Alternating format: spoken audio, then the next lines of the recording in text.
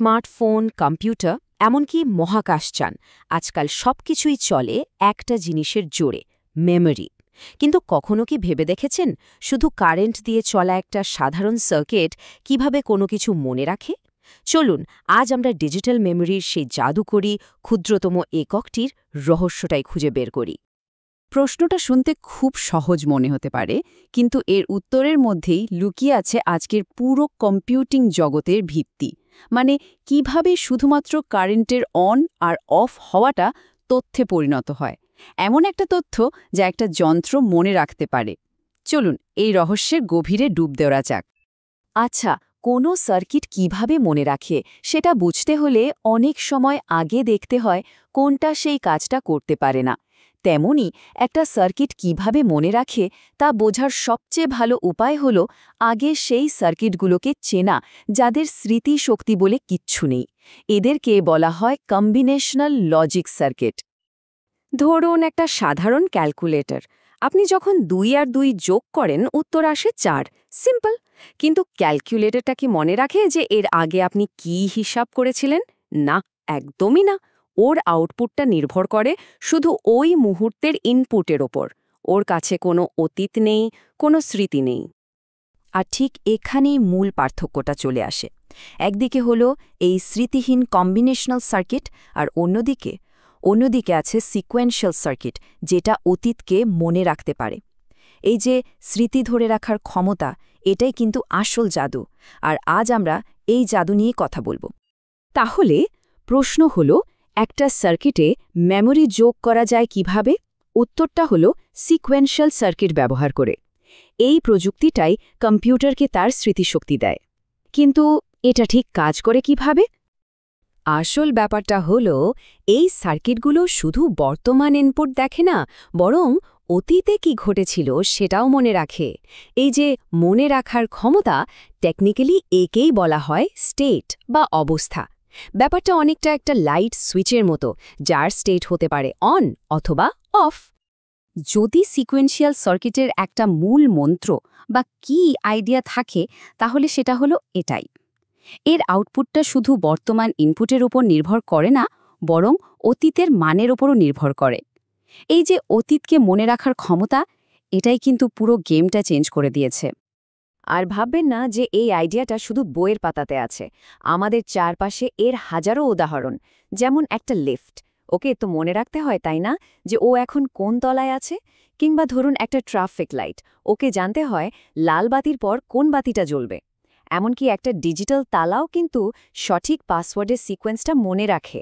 এই সবগুলোই হলো সিকোয়েন্সিয়াল সার্কিটের বাস্তব উদাহরণ। কিন্তু একটা সমস্যা আছে।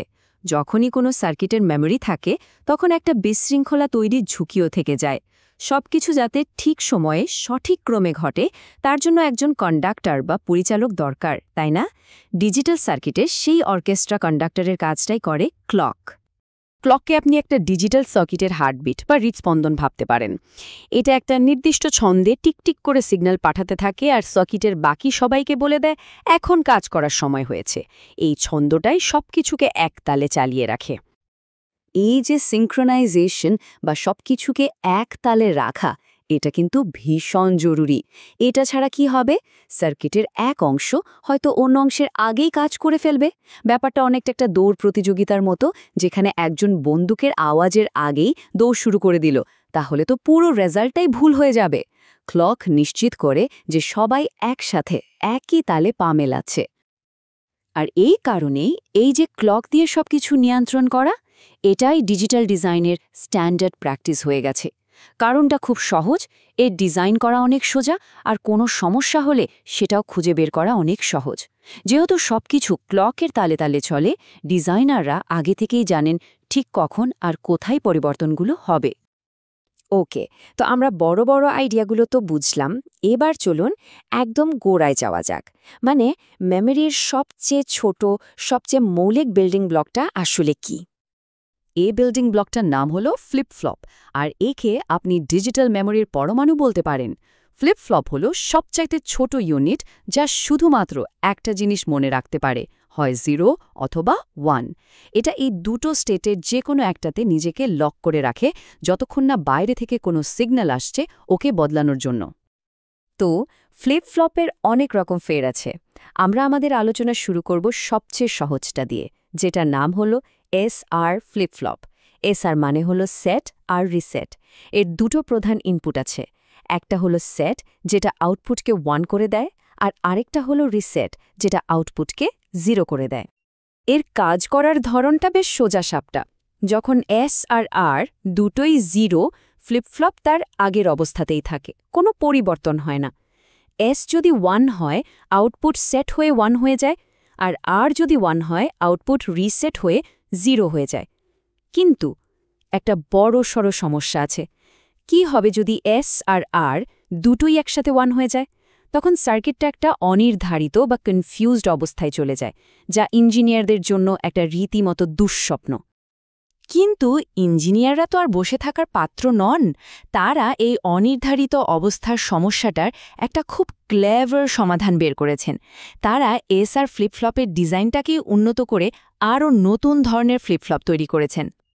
দেখুন, ডিজিটাল সার্কিটে অনিশ্চয়তার কোনো জায়গা নেই। এমন কোনো ইনপুট কম্বিনেশন থাকাই যাবে না যা সিস্টেমকে একটা অপ্রত্যাশিত বা বিপজ্জনক অবস্থায় ফেলে দেয়। সুতরাং এই সমস্যাটার সমাধান করাটা ছিল খুবই জরুরি। আর সেই সমাধান হিসেবেই আসলো জেকে ফ্লিপ ফ্লপ।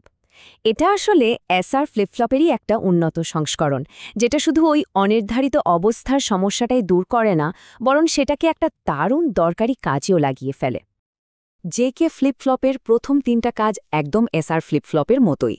আসল জাদুটা ঘটে একদম শেষ লাইনে। যখন জে আর কে দুটোই 1 হয়, আউটপুট আর কনফিউজড হয় না, বরং এটা তার আগের অবস্থার ঠিক উল্টোটা হয়ে যায়, মানে টগল করে।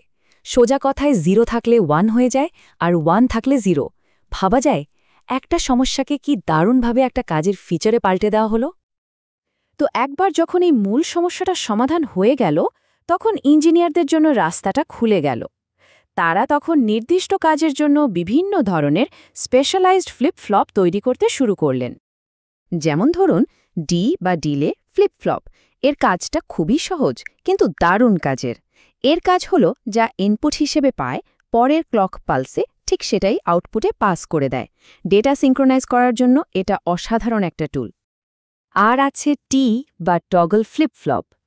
এটার সাথে তো আমাদের একটু আগেই পরিচয় হলো জেকে ফ্লিপ ফ্লপের মধ্যে। যখন এর ইনপুট অ্যাক্টিভ হয়, এটা শুধু তার আউটপুটকে উল্টে দেয়, মানে টগল করে। বাইনারি কাউন্টার বা কোনো কিছু গোনার জন্য সার্কিট বানাতে এর জুড়ি নেই। তাহলে আমরা দেখলাম কিভাবে একটা সাধারণ সার্কিট একটা মাত্র 0 অথবা 1কে মনে রাখতে পারে। এই যে ছোট্ট ছোট্ট ফ্লিপফ্লপগুলো, এগুলোই কিন্তু আমাদের পুরো ডিজিটাল জগতের ভিত্তি, বলতে পারেন পরমাণু। কিন্তু আসল অবাক করার মতো ব্যাপারটা কি জানেন? এই যে সাধারণ 1 বিটের স্মৃতিগুলো এরকম কোটি কোটি বিলিয়ন বিলিয়ন একসাথে মিলে কিভাবে আমাদের হাতের স্মার্টফোন থেকে শুরু করে সুবিশাল ইন্টারনেট পর্যন্ত সবকিছু তৈরি করে।